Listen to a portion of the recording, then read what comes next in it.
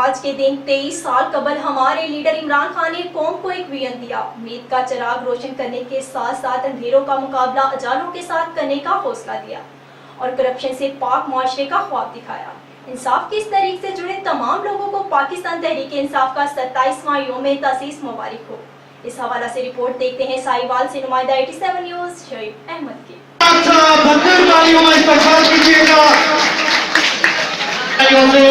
خوش آمدید کہتے ہیں کہ آج وہ سائیوال تشریف لائے۔ تمام کو جو اسٹیج کے سامنے ہیں ان سے گزارش ہے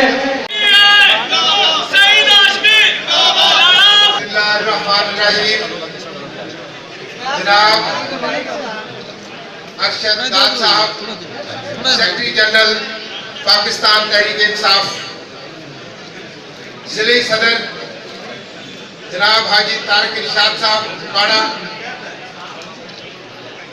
ارشد نیازی صاحب پاک وطن، بڑے قافلوں کی صورت میں سید عباس رضا رضوی صاحب، راؤ نسیم ہاشم صاحب، شیخ طارق صاحب اور والا سے تھوڑا لوگوں نیچے کرنا 23 سال پہلے جو ایک جدوجہد انہوں نے شروع کی تھی۔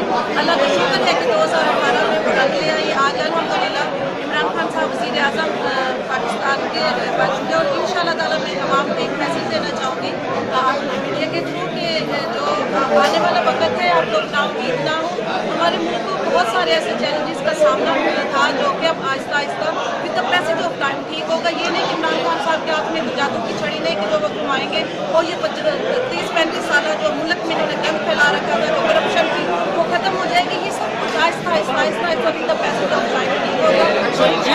پاکستان